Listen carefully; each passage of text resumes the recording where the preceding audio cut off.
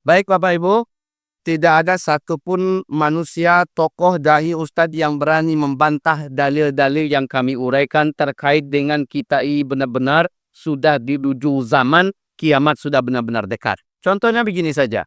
Ketika Nabi mengajak Muaz bin Jabal jalan-jalan di daerah Tabuk, apa kata Nabi?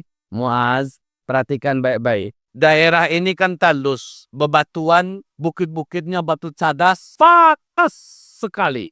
Hai Muaz, nanti bila sempat daerah ini sudah turun salju, awas kata Nabi.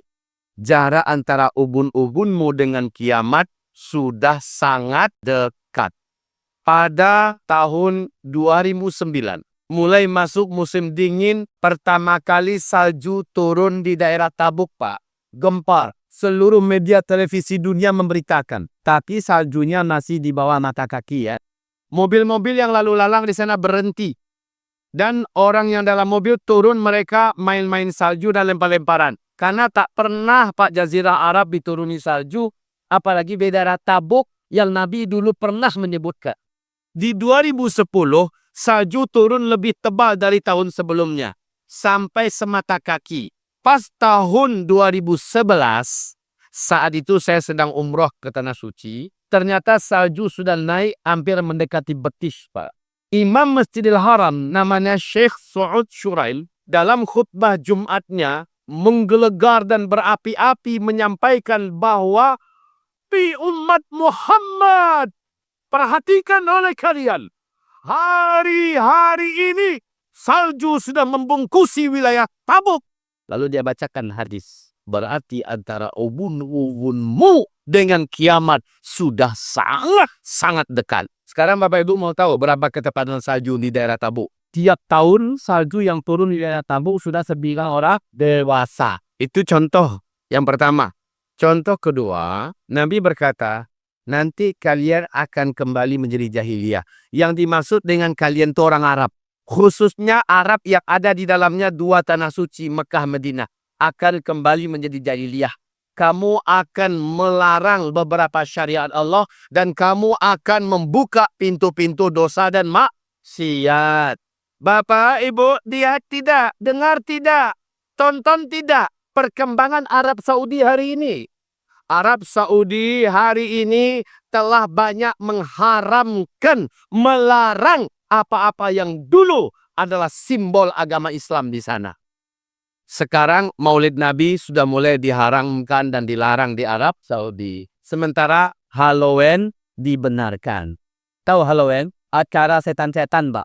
Acara hantu-hantu, pesta-pesta setan, itu sudah dibenarkan di sana.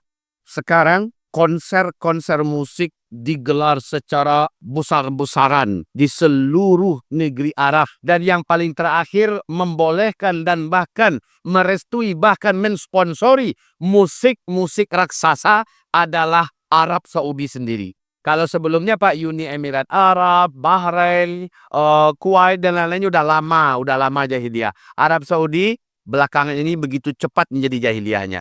Sekarang Arab Saudi bahkan di Madinah pun membuat konser musik raksasa. Menghadirkan penyanyi-penyanyi India, penyanyi-penyanyi goyang perut, penyanyi-penyanyi Eropa, menyanyikan penyanyi-penyanyi pop, dangdut dan sebagainya. Bahkan yang K-pop dari Korea, itu pun juga diundang. Penyanyi-penyanyi rock, wahai Bapak Ibu yang kami muliakan, bioskop ratusan jumlahnya diresmikan. Dengan standar internasional. Bioskop-bioskop boleh wanita laki-laki masuk ke dalam. Boleh berpasang-pasangan. Sekarang di Arab Saudi, wanita laki-laki sudah tidak diperiksa lagi masuk ke kamar hotel, booking hotel, walaupun nggak ada buku nikah, silakan. Wanita sudah bebas jalan sendiri, safar sendiri, sudah boleh bekerja di hotel-hotel, sudah boleh kerja di pantai-pantai, sudah boleh kerja di mana-mana saja. Dan bahkan sekarang kewajiban memakai jilbab di Arab Saudi sudah dicabut. Wanita tak pakai jilbab tidak masalah lagi, Pak. Bapak dengar berita ini?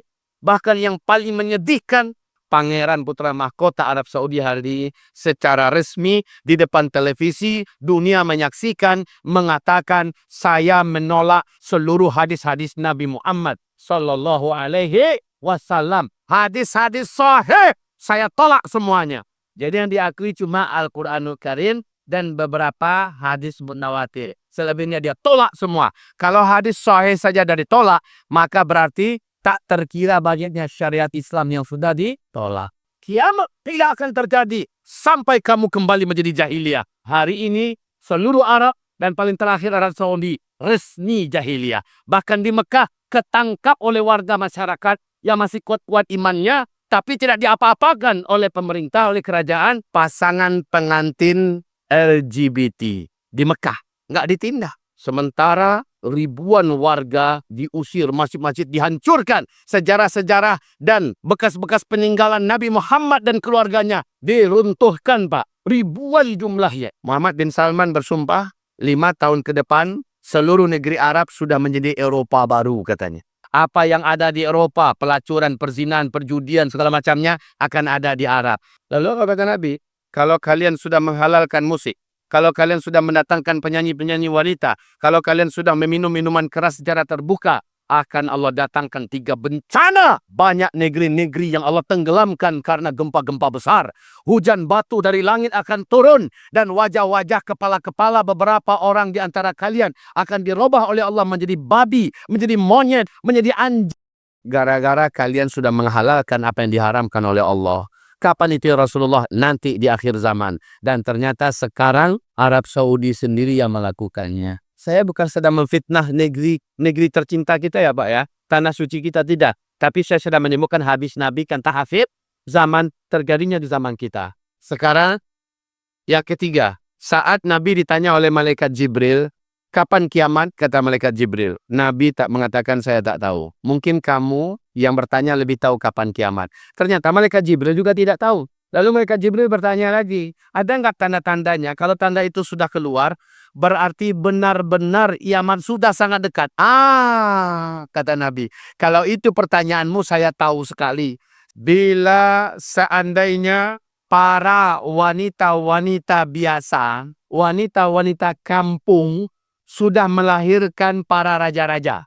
Yang kedua, bila orang-orang kere, miskin, penggembala ternak, tidak beralas kaki, bertelanjang dada saking miskinnya, mereka tidak punya apa-apa, tak punya usaha yang lain kecuali hanya beternak. Mendadak saja mereka menjadi kaya raya dan sangat berkuasa. Lalu mereka saling berlomba-lomba membangun gedung-gedung yang tinggi mencakar langit.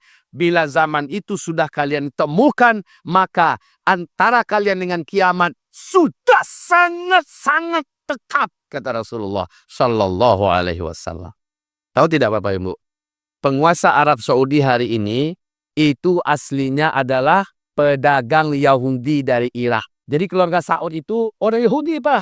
Raja Faisal di Washington Post memberikan pernyataan bahwa saya ini dan sekeluarga besar kami adalah keturunan Yahudi. Itu Yahudi, Pak. Yang menguasai Arab Saudi sekarang itu adalah orang Yahudi.